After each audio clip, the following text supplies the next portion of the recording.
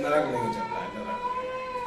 स्त्री हो चाहे पुरुष हो, माँ बाप अपने बच्चों को ज्ञान दे के राजी नहीं, सही शिक्षा दे के राजी नहीं। जो खुद कर रहे हैं उन्हें भी सिखा रहे हैं। मोह में, ममता में, ईर्षा में, जलन में, झूठ में, छल में, कपट में, चापलूसी, मक्कारी, धूर्ता, पाखंड, हिंसा, चोरी, लड़ाई झगड़े, ये जो जितना ही मैं बोलता हूँ शुरुआत में, यही सबके अंदर ये कचरा भरा पड़ा है। भीतर की सफाई नहीं करके राजी हैं लोग, ये बाहर से लोग बना कर रहे हैं। और भगवान के नाम पे जितने काम होते हैं ना उल्टे, इतने किसी के नाम पे नहीं हो रहे। ये काम गलतियां खुद करेगा इंसान, भगवान को बीच में खड़ा कर देगा। सुधरने की बारी आए चाहे ना आए, जो परमात्मा को बीच में खड़ा कर देगा। कोई सुख आए दुख आए तो परमात्मा को बीच में खड़ा कर देगा।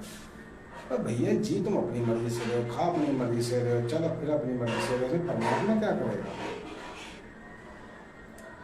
अरे अपनी आत्मा को जानो भैया, आने वाला समय इतना भयंकर होगा,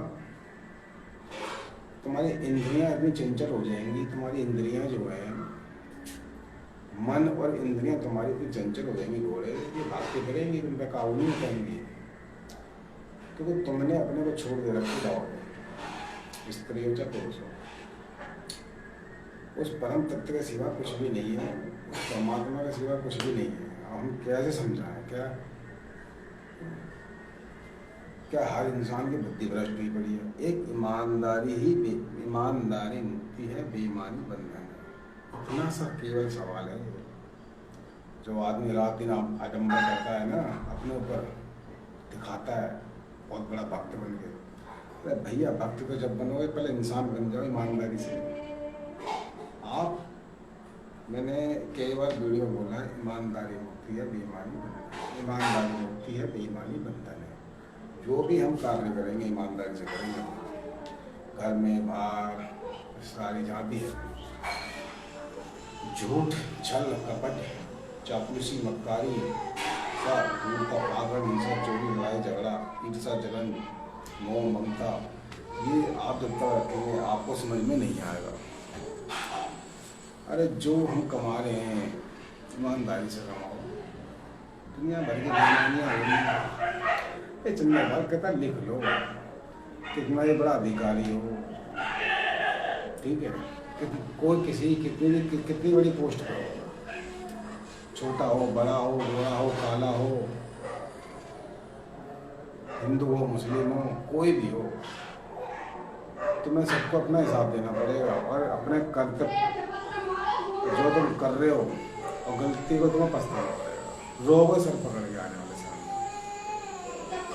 कि हमने हम उस परमात्मा के, उस मालिक के आगे हम झुके नहीं और अपनी गलती को हमने स्वीकार नहीं किया और अहंकार में डूबे रहे हम। रोना पड़ेगा, रोना, खून के आंसू हो गए। इस भारत के अंदर इतने अहंकारी हो गए, इतने अहंकारी हो गए कि सच्चे इंसान अगर कह दे कुछ तो उसके ऊपर दिखा रहे हैं नोटिस बना के करके। भाई तुम उसे क्या दिखाओगे? परमात्मा से बढ़कर हो गए, मालिक से बढ़कर हो गए क्या तुम? इतने से सांस निकलते खत्म मामला हमारा, ठीक है, राम नाम चलते हैं।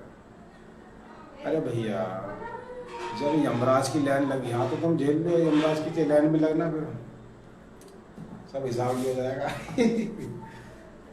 चंद्रपाल कहता है लिख लो मेरी बात, तुम्हारे अंदर ही अंदर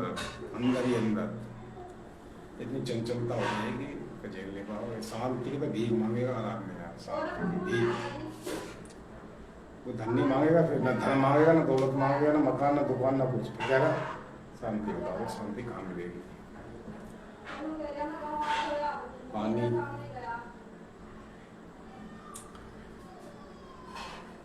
और अन्न जो मालिक हमें दे रहा डेली, उसका कोई धन्यवाद नहीं। खाओ, तुम धनी खाओ, मकान खाओ, सब खाओ, गाड़ी खाओ, ये सब खाते रहो, तुम्हारी इच्छा कभी नहीं बढ़ेगी। चल जाएगी पता अध्यात्म में क्या होता है, परम क्या होता है, राम नाम सत्य क्या होता है। तो तुम्हें तो भैया तुम्हारा तो अल्लाह मालिक है, वही बचा तुम्हें।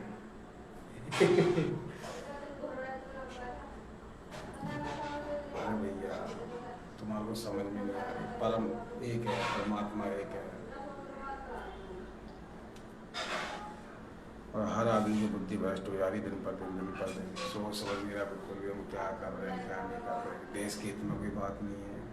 देश के ये पीढ़ी कहाँ जा रही है, अंधी हुई पड़ी है।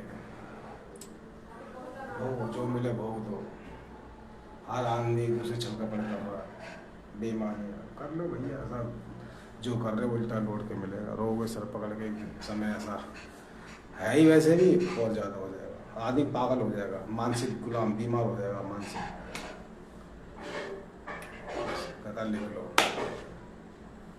जो कर रहे हो मिलेगा।